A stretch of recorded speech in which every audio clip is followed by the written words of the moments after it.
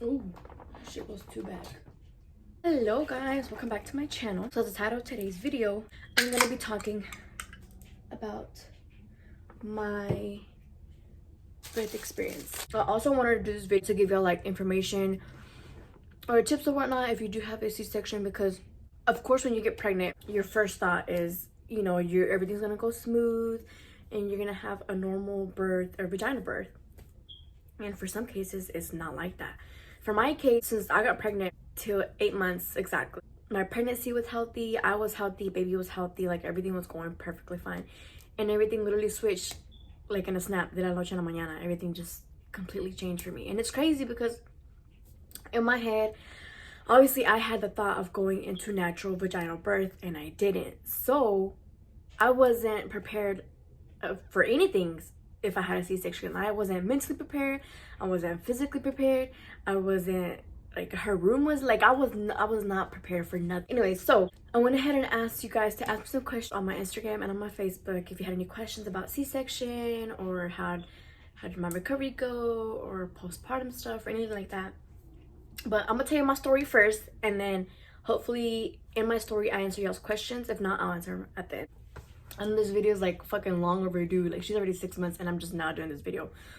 But hear me out. I've been busy. As you see, I'm in her nursery room and it's not even done and she's already 6 months. But I'll get into it. Okay. So we're gonna start with the day of my baby shower because literally everything just happened after that. So it was the day of my baby shower. It was April 1st, 2023. Yes, it was April Fool's Day.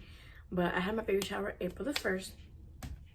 And it was a party, but it wasn't too crazy to the point where I was gonna be doing something crazy, you know? I wasn't even like running around, like I really wasn't doing any of that. My family was doing that. My boyfriend's family was doing that. I was literally just chilling, walking around, greeting people. Like I wasn't, you know, but I was wearing heels. I don't know if that had anything to do with what I'm about to say, but I was wearing heels. I was wearing it during the games and I was wearing it for pictures. And they were like big heels. They were like stripper heels type thing. If you haven't seen it, my baby shower video's up. But I was wearing some heels. I was walking around back and forth, but I wasn't running around. Like I wasn't like, you know, like getting tired. So then I was also dancing, but I wasn't like crazy dancing. The only thing I did crazy was maybe like zapatear, and my belly was like up and down, but it wasn't like I was zapateando the whole song. It was literally like a little part because everybody was hyping me up and that was it. Like I didn't dance anymore. So I was like, okay, whatever, you know? And the next day was at a calentado at my house. And it wasn't nothing crazy. It was like nobody else but my family and his family. But like immediate family, like my mom, my cousin, my brother, his parents, his sister. And I think that was it. Like it wasn't nothing crazy. We were just sitting down, opening gifts, chilling. There wasn't even no music. Like, it was literally just a chill recalentado. And baby was fine. Baby was moving and everything. The next day, which was Monday, I didn't go to work. Well, I had asked the day off because I was like, okay, we're gonna have the baby shower, then the recalentado. So I'm gonna be extra tired. I was already 8 months pregnant, so I was gonna be, you know, tired. So I had to ask that day off. So that day I didn't work. I spent the time cleaning, putting up baby shower gifts, organizing and all that stuff, doing what I could do. And then Monday night came. I was ready to go to bed. And I told my baby daddy, I was like, hey, like, now that I remember, like, I haven't felt baby move at all today. And I was like, really? I was like, yeah, I don't think I felt baby move at all today. And she's you know, she's very active all the time. So I was like, let me just eat some cake, get some sugar in her and see if she moves around. So I ate some of my baby shower cake, waited for about 30 minutes to an hour and nothing. And I was like, all right, you know, I'm not gonna overthink it. Maybe I just don't remember her moving or whatnot. So I'm just gonna sleep it off and wait till tomorrow. Now, she always had a schedule of her moving. I remember I would wake up at 4:30 in the morning to go to work. On my way to work, she would not move. She wouldn't move until my first break, which was like around 9-ish. Excuse me. And then she would be moving throughout the whole day. And at night, she would, gracias a Dios, let me sleep. Like, she wasn't a crazy mover or anything. So I was like, okay, so like I'm gonna just, you know, wait it out till tomorrow and my first break, we'll see if she moves. So I wake up at 4:30 in the morning, get ready for work. On my way over there, I would always put on blast Ocean by Karol G. And I would always just drive and be singing to her and put that shit on blast. She didn't move. I was like, all right, it's normal. You don't always move, you know? So then I was at work. It was my first break. she didn't move. So I immediately called like my suegra, I called my mom, and I called Chris, and I was like, yo, this is what's going on, like I'm freaking out, she hasn't moved, like what do I do? They're like, no, just call your doctor. And I was like, all right. So I called my doctor and I was like, hey, you know, like my baby hasn't moved. It has been almost, I believe, 24 hours since the last time I remember her moving. I ate cake last night. She didn't do nothing. This morning, she always, you know, moves on my first break, and she hasn't moved. Like, I haven't done anything heavy. Like, my baby shower was like this weekend, but I didn't do like nothing crazy. Like, I don't know what's going on. And they're like, okay, we'll eat some protein and some caffeine and see if she moves, and then call us back. And I was like, all right. So I ate me a turkey ham sandwich. Turkey ham. Ham is pork, right? Or is turkey, or is ham like a type? Turkey ham? Turkey sandwich. I ate a turkey sandwich and a Dr. Pepper to get caffeine going. Well, then came lunchtime around 12 and she still hadn't moved. So I was like, all right, let me just call my doctor back. I called her back and I was like, hey, you know, I ate some protein. I ate a turkey sandwich. I drank a Dr. Pepper and nothing. She has not moved. Like, I'm really honestly getting worried. And she's like, okay, we'll come in at 2. We'll see you at 2. So I went to my doctor, and as soon as I got there, my mom and my sister were there waiting for me. Because they came.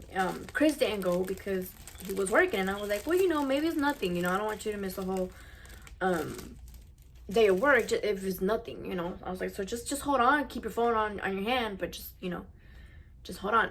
So then I get to the doctors and they put me in the room, and the first thing they do is check for a heartbeat. Gracias a Dios, our heartbeat was there. Perfectly heartbeat. Everything was good. Okay, we know she's alive. Perfect, great, you know? So then I'm like, why is she not moving? So they were like, okay, well, we're gonna do, I don't know what they call it, a stimulation, a vibration, I don't know, sound waves. So then they got this machine that looked like a heart, the ones that get the heartbeat. They got this machine and it vibrated my stomach. So when the baby felt that the baby would move. She's like, after we do this, babies normally move. So let's hope for that. And I was like, okay. So she puts that thing on my stomach and it vibrates. Like, it literally feels like just vibration. So it vibrates and no movement. She tries the other end. Vibrates, no movement. Are y'all noticing how white my scalp is and my skin? Like, you can literally see the fucking line. It was fucking crazy. Anyway, sorry, off track. She puts it on this side of the bottom. Vibration, no baby movement. She puts it on this side. Vibration, no baby movement. We were literally there for like 10 minutes maybe trying to do that. And no movement. So I was like, what the fuck? Like, you know, like, even the doctor was like, okay, well, that's weird, because, you know, mostly babies move when we do that. So the nurse went to go tell the actual doctor, and she came back, and she was like, okay, she was like, we know baby's in there alive. We're just gonna get an ultrasound and see why she's not moving. So they transferred me to another room. They took the ultrasound, and the lady didn't tell me anything. She's like, okay, I will give the results to the doctor, and then the doctor will come in and talk to you. And I was like, okay. The doctor came in, and she was like, hey, so we know the baby's good. We have a heartbeat, but we are gonna have to go transfer you to the ER to get you an emergency C-section. As soon as she said that, I'm talking about waterfall, tears and tears and tears and tears, mocos and tears and tears and mocos. And I was just like, I was feeling so many emotions at that point. I was sad because I had to get a C-section. I was mad because I had to get a C-section, because I was doing everything I could not to get a C-section. Girl, I was drinking a lot of water. I was fucking walking around all the time. I was always trying to be active, not sit down, because I didn't want my baby to like get stuck and me have to have a C-section. I was doing so much to avoid a fucking C-section for me to end up having a motherfucking C-section. Anyways, so I was mad at that, and then I was happy because I was finally gonna be able to see my baby. Yes, it's gonna be early, but I finally get to have her and see her, you know, have her in my arms and everything. Like, I was feeling a whole roller coaster. So my mom hugged me, my suegra hugged me, and that made me even more sad. She showed me the video or whatever. She's like, if you see this, she's like, she's not getting any fluids. I think it was green or red indicates fluid, and it was only little dots that she was having, and that's just supposed to be fully green or fully red, whatever it's supposed to be.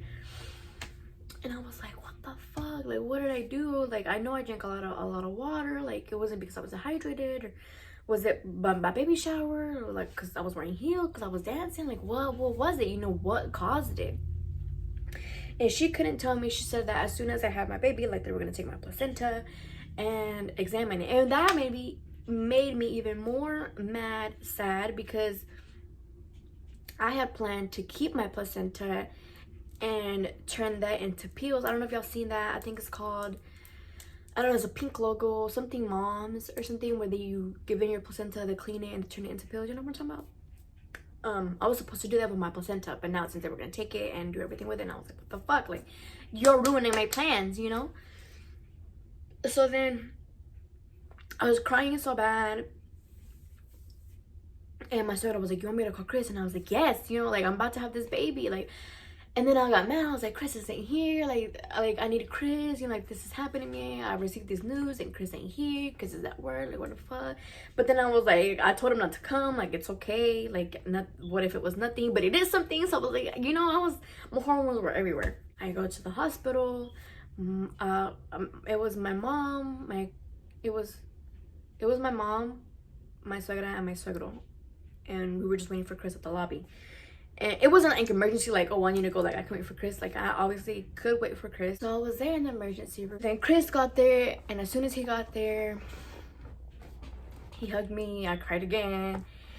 And we went up to the room, and everybody went with us. And then they told us, you know, like, only 2 people can come, which is whoever's gonna be there with you and you. And I was like, okay, well, obviously my baby daddy and me. So then they sent my suegros and my mom to the waiting room, and they decided to stay there until baby came. So they sent us to the room, and they gowned me up, and they were like, hey, okay, I'm already wanting to cry. I need to stop. I'm gonna try not to cry, but it's hard. This is why it took me also a while to record this, because I could not talk about this without crying.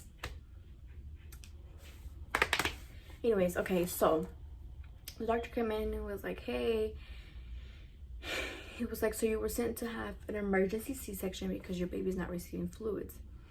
That's the reason why your baby's not moving as much. And I was like, okay. So then they were like, you do have 2 options. You can either have the C-section now and have a preemie, or you can decide to wait and see what happens. But we do want to let you know that if you do wait it out, this could become a stillbirth. And when they said that, more fucking tears came out. Like, I was just bawling and bawling and bawling, because I didn't want to have a C-section, but I didn't want to have a stillbirth. So I was like, you know, I'm going to do whatever I can to keep my baby alive. And that was obviously have a C-section. So I cried and I cried, and, you know, they were talking about me, the pros and cons, and the anesthesian person came in or whatever, and they were talking about me, you know, the pros and cons. I mean, the nurses came in, they gowned me down, they put me a hairnet on, they gowned Chris, they put him a hairnet, they put those shoe covers, they did all these injections and everything they could do, and we went to have a baby. And when they were rolling me to the OR, I just remember Chris holding my hand, and then they were like, okay, well, you know, Dad, wait out here, we're gonna prepare her. Which to this day I can't understand why he couldn't be in there. All they did was literally put that injection in my back, and they laid me down and prepared me. Like, why couldn't he be in there? Anyway, so I just remember laying down like this, and I was crying. I was like, what the fuck? Like, I can't believe I'm about to have a C-section, like everything I did.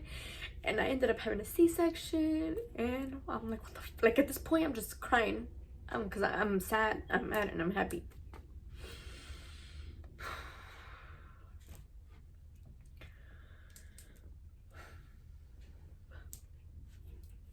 Okay, so then they let Chris in, and, you know, I'm over here still crying. Like, I can't stop crying at this point. He holds my hands, rubbing my head and everything, telling me it's gonna be okay, like, you're strong, this and that. And at this point, I can't feel nothing from like my boobs down. I completely cannot feel anything that they're doing out there. I just know I'm literally butt naked. So, you know, they're doing their thing, and I don't know if every hospital does this or if every nurse is this nice of a nurse. But mine literally was like, you want me to take pictures? And I was like, yes, of course, you know. So she got my phone and she took pictures of, I don't know if I can put them on here because they're a little bit too graphic because it's literally blood and I'm cut open. She took pictures of when they were getting my baby out, when they cut her umbilical cord, when they were cleaning her, when they were giving her oxygen, when they were preparing her, when they gave her to us, when they gave her to Chris. She was amazing at taking pictures of everything, of every little moment. And I was mad because I was like, they didn't let him cut the umbilical cord. I was like, why didn't y'all let him cut the umbilical cord? He's a first-time dad and he didn't get to cut his first child umbilical cord. Like, why? And they were like, okay, well, it was an emergency C-section, like we didn't have time, like this had to be a quick thing. And I was like, exactly, it was just a cut and that's it. Like, he couldn't be able to do it. Like, what the fuck? Anyways, I was mad at that point. Like, that was something I really wanted him to experience, because obviously the mom experiences the whole birth, and that's the only part that the dad gets to experience, and he didn't get to get that. So I was sad and mad because of that. But yeah, I remember just telling him like, hey, like, I feel like I'm gonna faint, like I can't stop shaking, I'm fucking cold, like, is it just me, like my nerves or what? Like, they gave me like hella blankets. I ended up falling asleep, and then I was like in this room. I couldn't move, like literally from my chest, like from here down, I couldn't move. I could not move. Like, I felt so inútil, like I couldn't do anything. I couldn't even like acomodarme bien. I had to tell them to, like, you know, pick me up and move to the side a little bit, like this. Like, I can't do this shit. So I hated that. So yeah, they rolled me, I think, to see my baby, and she was in a ventilator or incubator, I think it's called. And she was in an incubator, and she had like a little mask because at that moment she needed oxygen. But I think the oxygen only lasted, like, I think they kept her with oxygen less than 24 hours. I'm not gonna tell you exactly everything that happened in those 4 days at the hospital, but I was at the hospital for 4 days. It was supposed to be 3, but then they asked me like, hey, if you don't feel good, you can stay 1 more day. And I was like, yes, of course, you know, like, I'm gonna stay the extra day because I cannot. So we stayed at the hospital 4 days. My baby stayed in the NICU for 3 weeks. So when I was there, it was so hard for me. Obviously, if you had a C-section, you know, it was so hard for me to get up, to sit down, to lay down. It was hard for me to walk. I couldn't walk till like the 2nd day because I was still so entumida. And what, you know, when you lay down and you get up, you use your core, and the fucking cesárea is on literally between my belly button and my coochie, like right in the middle. It's a slit. It's like about maybe this big. Yeah, and they fucking stress the fuck out of you. So, you know, I couldn't dress myself. Like, my mom saw me naked, my grandma saw me naked, the nurse obviously saw me naked, Chris saw me naked. At this point, there was no vergüenza. Like, I had no vergüenza whatsoever. But yeah, they dressed me. They dressed me up, they dressed me down. My mom me peinó, like I literally felt so inútil. Like, I couldn't do nothing. And then the minute I tried to take a shower, I think it was that 3rd day, I told my mom, I was like, hey, help me take a shower. And she was like, okay. So I got up, she undressed me, I got in the shower, and I was holding on to the rails, and she turned on the regadera, and it was hot water, because I cannot take a shower with warm nor cold water. It has to be hot. So I was there, and as soon as that water hit me, my body got so tense. I was shaking, I was cold, and I was like, I don't know what the fuck is going on. Like, hurry up and shower me. And my mom got some soap real quick, scrubbed my body and whatever. And I was like, I can't, like, just stop, because I feel like I'm about to faint and just pass out. So I kept shaking, and I was just like literally fucking shaking, bro. Like, it was the scariest moment of my life. Like, I felt like I was just gonna drop. And I called the nurse, and I was like, I need help. I was like, I feel like I'm about to faint, like I can't take a shower. And my mom was like, te cayó pesado el baño. And I was like, I guess. I don't know what the fuck happened. The water just hit me and just bam. Like, I was just a different person.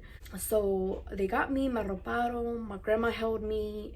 I like leaned against my grandma while my mom was dressing me. I laid back down. And I was like, I don't know what happened. Like, I just got cold out of nowhere. My body felt numb. I was shaking. Like, I couldn't. And then I told the nurse, and she was, okay, we can try again tomorrow.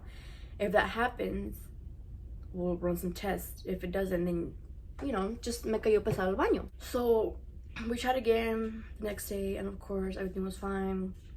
They let us go. My baby's still in the NICU. For the first 2 days, I would have to come home and go every morning and every night, because we live like 30 minutes from the hospital, so we would be able to go. I would go in the morning, and yes, I know I was recién salida del hospital, recién aliviada, whatever you want to call it, but I put like earplugs in, I was covered up, sweatshirt, shirt, pants, socks, flip-flops. I mean, not flip-flops, my Crocs. And I would go see my baby, because why? Because nobody could drive me in the morning. My sisters were working, and Chris was working. So I was like, I'm not gonna not see my baby because nobody can take me. I can still drive. Like, I can still get in the car and get out the car. Yes, it's gonna be difficult and I'm gonna have to do it slowly, but I'm gonna do it. So I went to see my baby in the morning, stayed there for like an hour or two, and like I would just cry seeing her because she was so tiny, and she already had like piquetes in her little talones. Like, she had a whole like board because she had a needle, like I don't know what it's called, an IV. And she just had the nose tube, which they were feeding her, and like she just looked so like she couldn't do nothing, you know. And I'm like, fuck, like they're hurting her, but they have to do it at the same time.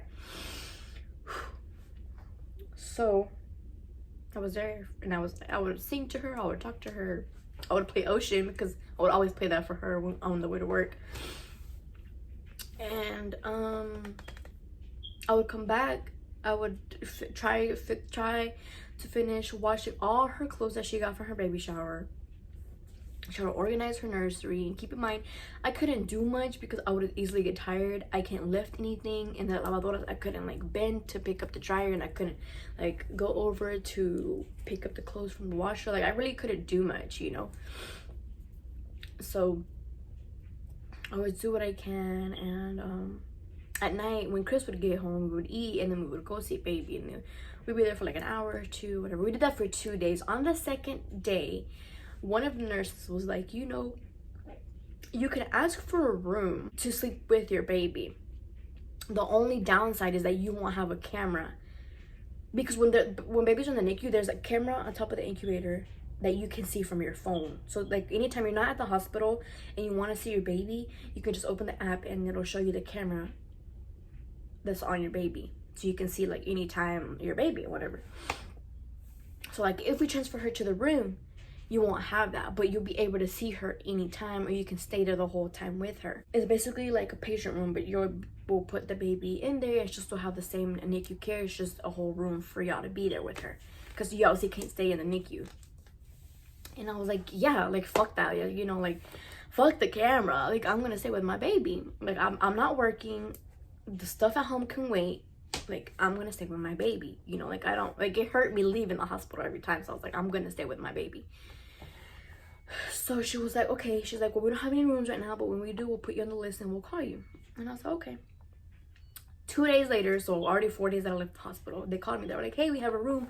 I was like, all right, bet. So I packed my shit, I packed Chris's stuff, I packed your baby's stuff, and we went to the hospital as soon as Chris got home from work. And we got a room. I'll put a video here. I think I had a video where it shows the room. It's literally like a regular patient room, like if you're at the hospital for something else. It's literally a patient bed, one patient bed, and then it has like a big space where the baby's incubator is going to be. There's cabinets and a sink, and then there's a whole wall that has a TV, a fridge, and some cabinets, and then there's the bathroom. Nothing fancy. I don't think people know that this is available for parents that have a baby in the NICU, but ask about it. because I don't think people know about it, because I know people that had preemies and they'd never mention about staying at the hospital. They always mention like, oh, you know, like we had to come back home and we had to always go visit the baby every day because you can't stay with the baby. And I didn't know about this either until the nurse told me. So if you don't know, and you know somebody that has a preemie, or you have a preemie yourself and you're currently watching this while your baby's at the hospital or whatever, ask about it. I don't know if everybody provides this option, but ask about it. It's called FICARE. I think it's FICARE, and it's available here in North Carolina. But yeah, I just want to let you know that because I don't think people know about that, and it is an option. My insurance covered it. I don't know if everybody's insurance covers it or whatever, but yeah, we were there for about 3 weeks. We got 2 meals a day. No, 3 meals. I think it was breakfast, lunch, and dinner. And you could only get it for 2, which is one person who stayed with you and yourself. It wasn't a bad menu, but they never changed this. It was like the same thing over and over again. The staff was completely nice. And I don't regret staying there, but like I kind of do. I don't regret staying there because one, right, like since I was a first-time mom, they teach you how to feed correctly a preemie, how to change a preemie, how to do if she's not eating right, how to do if she's not eating enough, how to change her if she has a rash, how to deal with a rash, how to change her, how to bathe her. Like, you know, it was different because she was a preemie, not like a normal 9-month baby. So she obviously had you know, special needs and special ways on how to do everything. So I'm kind of grateful that I stayed there. But then I'm in my mind, I'm like, damn, like I wish I hadn't stayed there and gave the chance to somebody else stay with her, because my mom wanted to stay with her. My suegra told me that she wanted to stay with her, but I was like, no, like I want to stay with my baby. Like, yeah, you can come visit with her, but I want to stay with her. Like, I cannot be at home sleeping while my baby's at the hospital, you know. Like I want to stay with my baby. And I kind of regret not letting people help me, because at home I could have finished organizing her nursery, which still at this point, she's already 6 months, I have not finished. It's just so much. It's so much. And since nothing was done at home while I was at NICU, when I came home with my baby, I didn't really spend that time where just like, you know, just chill with her. I couldn't just chill with her when I had just chill time. I had to lay her, when she was asleep, I had to go to work, finish washing her clothes, fold her clothes, put up her clothes, organize, do nursery stuff. Like, I couldn't just lay and rest. I literally, as soon as I had got the chance to do something, I would do it. And also, on the other hand, at home, since I was pumping and breastfeeding, I was at home, I could pump and go to sleep, pump and go to sleep. I could do that. Since I stayed at the hospital, I wasn't getting no sleep. I wasn't getting no rest as I should, because I just had a baby. I should be getting rest, but they didn't let me get rest there. I'm like, girl, let me rest. Like, I'm here to rest. But at the same time, I was here to learn, because I was gonna go home with the whole preemie, you know. So let's say she eats at 3. I would get up, feed her. She would be done like at 3:30. I would pump. Pumping lasted for like 30-45 minutes. So it was already, what, 2:15-ish, 2:30-ish.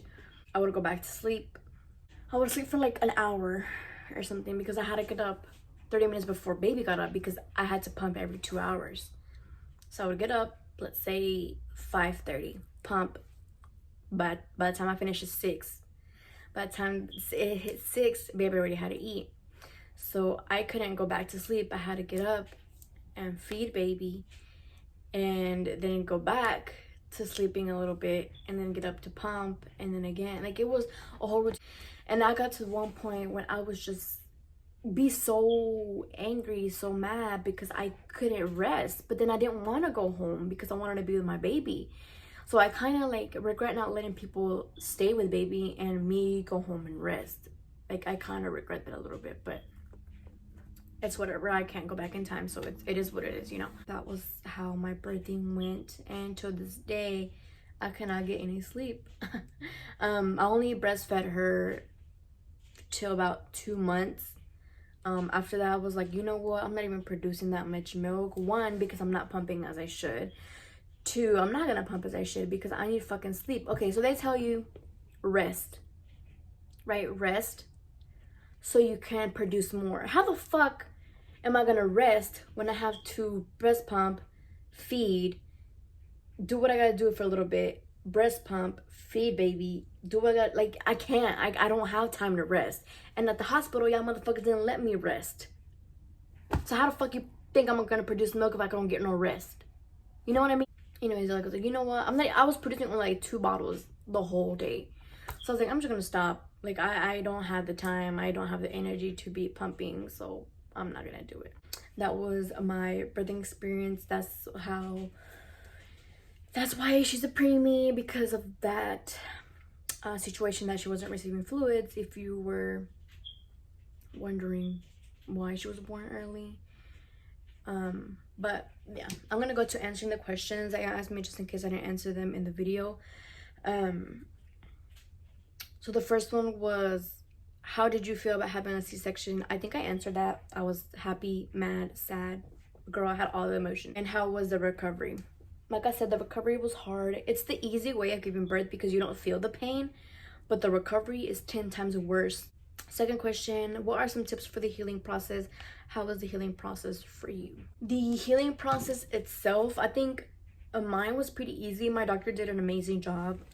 I just had to keep it dry. I would say that to you, to keep it dry, because if you keep it moist, it can create bacteria, which creates infection, and you don't want that shit. So keep it dry. Don't lift anything because you will feel a sting. I try to lift, I don't know what it was. I think it was like a box of clothes or something that I had, and I lifted, and it wasn't even that heavy, you know. But again, I had a C-section. I was just aliviada. So as soon as I picked it up, like, I felt like a sting, and I was like, oh, okay, I can't do that. So don't lift anything heavy. Please rest and accept all the help that your family gives you, because you need to rest. Especially if you decide to pump or breastfeed, you need to rest to produce that milk. Wear loose clothing. To this day, I cannot wear jeans. I tried wearing jeans apenas like 2 months ago. I wore them. I even bought new jeans. I went up hella sizes, obviously, but I went ahead and bought jeans, and obviously when I fit them, I was standing up and they were okay, they felt good, whatever. As soon as I sat down, like the button part, where the button goes, it like put pressure on my tummy, where it's between my coochie and my belly button. It put pressure right there, which is where my C-section was at.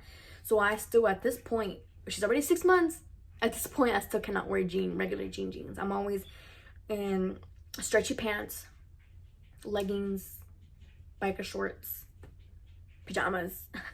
Also, one thing I'm mad about, like I always say after I give birth, like I'm gonna fajarme because I want to keep my body, you know. But I had a C-section. It's hard to fajarte when you have a C-section. One, because you can't be fucking tight because you sweat, and sweat can't get to your incision. Two, is you're already hurt as it is, and putting a faja on is gonna hurt even more. Third, pressure on the incision. That shit hurts. So you can't even be fajada even if you wanted to. Like I had the faja that they give you, that's just a wrap around your belly button, but I wanted to wear the whole suit, like from legs to up, and I couldn't. I wore the faja they gave me at the hospital for like a month, maybe a month and a half, and it just started getting worn out, and it was already loose. It wasn't even tight on me no more, but it did help. It helped a lot. If anybody else has any tips, put it down in the section below for anybody else who is watching this video. And like me, myself, I didn't do any research on having a C-section, or if you had the possibility of having a C-section and you had it, now you don't know what the fuck's going on. Can you show your cesárea? Quiero ver cómo se ve la tuya comparada con la mía. First of all, don't compare yourself with anybody else, because everybody cicatriza diferente. Everybody completely heals differently. Like everybody is different. So what mine looks like is not gonna be how yours gonna look like. Your body may not heal it that way.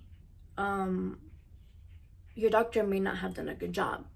You know, like, it's so many things that go into that. But anyways, I'll put a picture here of my cesaria. So my cesaria is really, really little. It's really thin. You can barely see it. And it did heal up nicely, except one little part that it's extra elevated, like extra red. I don't know what happened there. I told my doctor. She said that was fine. It's not infected. It's not anything. It just didn't, I guess, close up properly, or it didn't like attach both my skin properly or whatever. But I don't mind it. One, nobody sees that part. Two, it's fucking little. Three, it'll go away with time, hopefully. I don't know. Girl, I want to know how you're doing postpartum. That was the hardest for me. Girl.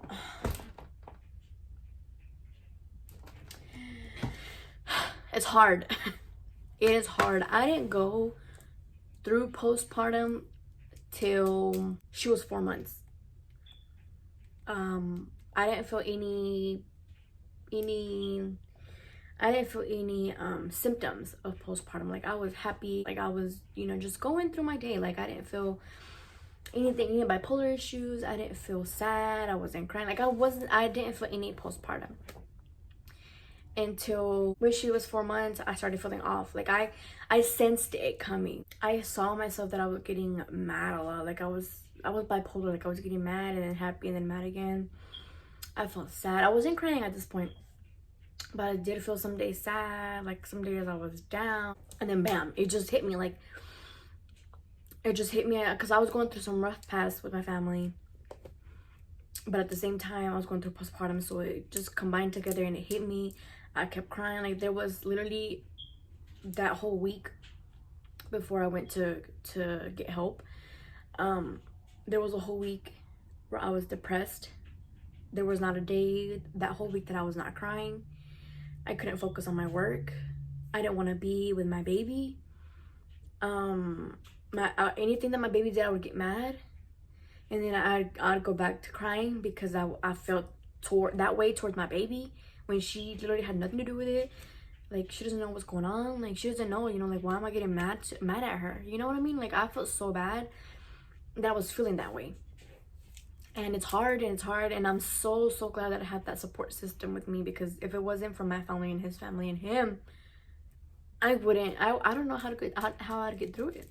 I really don't know. And I was always that person, like, no, like, I'm happy. Like, I don't think I'd ever go through postpartum. Like, I truly never imagined me going through postpartum, and I did, and it was pretty hard. I went to the hospital for it. They gave me recommendations, medicine, and to this point, she's 6 months. Still do have some days where I'm just crying. I get home and I'm crying, and my boyfriend's like, what's wrong? And I was like, I don't know. I just cry for no fucking reason. Like, I'm sad, I'm depressed for no fucking reason. And I'm so glad he's there, because he cheers me up. He helps me around with the baby, and he lets me relax. Like, he gives me my time, my space, you know. Or men are watching this, whatever, understand the difference between tired, postpartum, depression, bipolar. Like, understand the difference, you know, because you can't blame postpartum for everything, tampoco, but you can't name everything postpartum either. You know what I mean? Does that make sense or no? But do give that support to your girl, to your wife, whatever, if you have a baby together, because it's not easy. It's not easy. I read somewhere where postpartum lasts not months, not weeks, years. It lasts a year for you to recover, because you literally had a whole human. You created a whole human inside of you, and you just popped it out. Like, you know, like, it's fucking hard. It really is hard. How long did it take you to recover, girl? Like I said, to this point, I still can't wear regular jeans. I can wear jeans if I'm standing up, but when I sit down, I can't, because it puts pressure on the belly part where it's sensitive. To this point, and she's 6 months, like I said. I can run, I can walk, I can do the nasty. I'm I guess I'm completely recovered. But yeah, it does take a while. But like I said, everybody is different. Yours might take longer, yours might take less. I don't know. It was like 3-4 months already, and I didn't know. I didn't understand why it still hurt. So I went to my doctor, and she was like, the reason that area hurts and not your incision is because your incision, first of all, it's already no. So the reason why that area hurts is because when you had your C-section, they cut is that small. They literally opened you up, fucking opened you up, stretched your muscles, so your muscles got ¿cómo se dice? Your muscles got torn. So when they close back up, it's like your muscles are bruised. And I was like, girl, I've been bruised for fucking ever. Because till this day, she's already 6 months. It hurts. It hurts so bad. Like, it hurts so bad. But yeah. And I'm also mad, you know what? Because when I was pregnant, already 8 months, I had a pretty belly. I probably had 4 stretch marks. And I showed my cousin. So don't think I'm lying. Y'all can go ask her. I showed my cousin. And I was like, look, I'm only getting these 4 stretch marks. I'm already eight months pregnant. Like, I think I'm gonna have a pretty belly, you know. So when I had my baby, obviously, you know, went in with that pretty belly, and I came out, and girl, I don't know what the fuck happened, but I had hella stretch marks, and they're not big long stretch marks or anything like that. They're just stretch marks. And I'm like, how the fuck did I go from 1 minute to another, from no stretch marks, from only like 4 stretch marks to hella stretch marks? Like, how the fuck? Like, I didn't even, because you know, cuando dice que te rascas, you create stretch marks, or I don't know. But yeah, so I'm like, I don't know, because when they stretched me, they created stretch marks, and then they closed me back. That's what created stretch marks or something. I don't know, but I hate it, and I'm mad because I had a pretty belly, and now I don't have so much pretty belly. But it created my baby, and I'm not the only one. I'm not the first, and I'm not gonna be the last to have stretch marks because of pregnancy. How do they choose for you to have a C-section rather than a natural birth? You don't get chosen. You don't get chosen. It literally depends on how your pregnancy is. If you have complications, you're gonna have a C-section more than likely. If your baby doesn't have enough room, you'll have a C-section. If you have diabetes, you'll probably have a C-section. If you had a C-section before, you'll probably have more C-sections after. Mine wasn't getting fluid, so I had to have a C-section. Maybe your baby's not getting blood. Maybe you're not pumping blood to your baby, or I don't know, because there's a lot of stuff. But yeah, that was my story. If you do have any more questions, let me know down below. I'll try to respond them. But this is why my baby was a preemie. So if you're wondering, now you know. If you do have any questions, let me know down below. If I answered your questions, great. If I didn't, let me know. Also, don't forget, if you are about to have a C-section, or you know you're gonna have a C-section, or you already had your baby and it's in the NICU, ask about the 5 care. Ask about the 5 care, because I know it's hard for you to go home knowing your baby's in the hospital. I know you want to be with your baby, so ask about the 5 care. My next video should be the baby's nursery room. Like I said, it's not done.